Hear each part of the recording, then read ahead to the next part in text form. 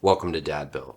Installing luxury vinyl plank flooring, or better known as LVP, is an awesome job that any DIY dad can do. It's a pretty straightforward process, but there are a few pitfalls that you'll want to avoid.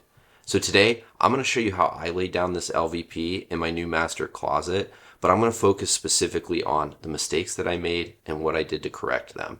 That way, you can avoid them in your next project. Let's jump right into it. Cutting the wrong side of the tile. Alright, this one sounds basic, but it's a mistake that I've made every time I've installed LVP. You get into a rhythm, you're taking measurements, and you make that perfect cut, and then you go to lay the plank only to find out that you cut the tile from the wrong end. LVP has a specific orientation. There's a lip on the long side and one on the end that the next piece clips into. But when you're working with it enough, it all starts to look the same. Just remember, the cuts that you make will always line up to the wall.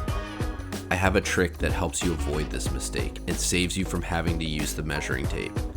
When you get to the end of the row, rotate your last plank so that the lip is facing the last row that you laid. Then put your plank against the wall and back it off to the recommended expansion gap distance. My LVP requires a 1/2 inch expansion gap, so I use my spacers to make sure I'm the correct distance. Now you can see where your final piece lines up with the last piece that you laid down. Make your mark here to cut, and when you go to lay the piece, it should fit perfectly and in the correct orientation. Rotating my last piece helps me ensure that I don't cut the wrong side of the tile.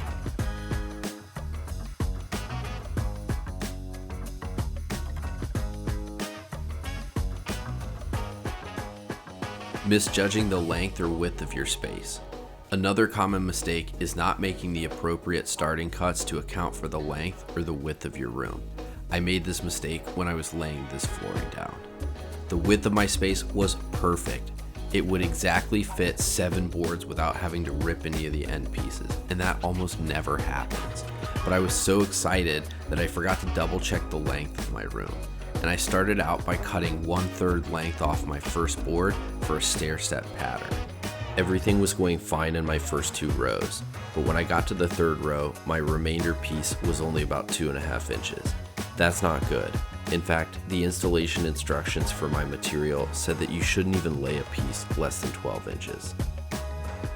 If I would have made my first piece 3 inches longer, I would have avoided this situation altogether. I decided not to tear everything out and start over, but part of me really wanted to. So next time I lay down LVP, I'm going to double check the length of my space and make adjustments to my starting cut to ensure that I'm not left with any tiny remainder pieces.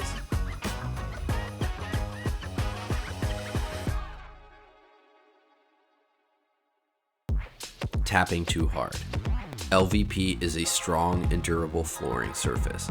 I have LVP floors in my main living area of my home, and I've been so impressed with how well they hold up under tough wear and tear. This material is tough, but that doesn't mean it's indestructible. I found this out the hard way by tapping too hard on my seams. I was using this rubber mallet to tap my seams into place, and I had this one stubborn line that just wouldn't catch, and I got a little carried away with the mallet. The corner of my plank cracked, and I had to pull up a couple of pieces to replace it. So when you're laying down LVP, use a rubber mallet or a soft-headed hammer, but don't go crazy. If you're tapping on the seams and they're not catching, pull the plank out and reset. Trying to smash it in is only going to waste time and material for you. Speaking of material, one mistake that you can make is not buying enough. No matter how much skill you have, you're gonna make mistakes, you're gonna have breakage, and you're gonna need some excess material to make sure that you're not running back to the flooring store. A good rule of thumb when buying material is to buy 10% more than you need to account for scraps and mistakes. But if you're new to laying down LVP flooring, I might even suggest buying 15% more material just to be safe. If you end up with a full box left over, you can always return the excess to the store. Now that we've covered some of the most common mistakes, let's take a look at some best practices that are going to help ensure that you get the best performance and the most professional looking result. Follow the expansion gap recommendations. Every LVP product is going to have an expansion gap requirement.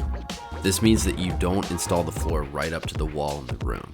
You need to leave a little bit of space for the material to expand over time and through the seasons.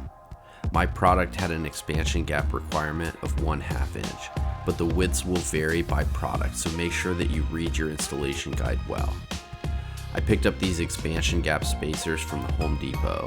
I like them because depending on which side you lay them on, you can get a 1/4 inch, 3/8 inch, or 1/2 inch spacer without having to use different products. Take your baseboards off.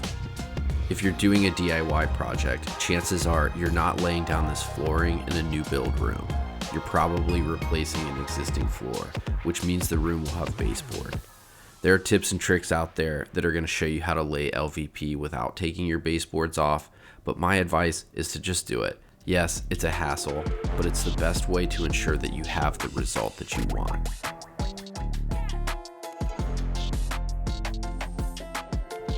With any DIY project, there's a learning curve. Take your time to get the hang of the process. If you make a mistake, consider whether that mistake is going to be noticeable later. If it is, go back and redo it. That's the whole reason you got the extra material anyway. My thing is, with about every DIY project I've done, I always notice the places where I screwed up, where I got impatient and rushed to get it done.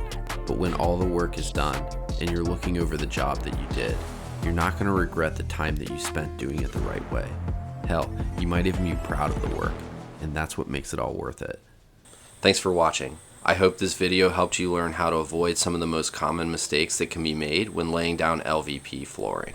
If you enjoyed this, please like, share, and subscribe to Dad Built for more DIY projects and tips for dads just like this. We'll see you next time.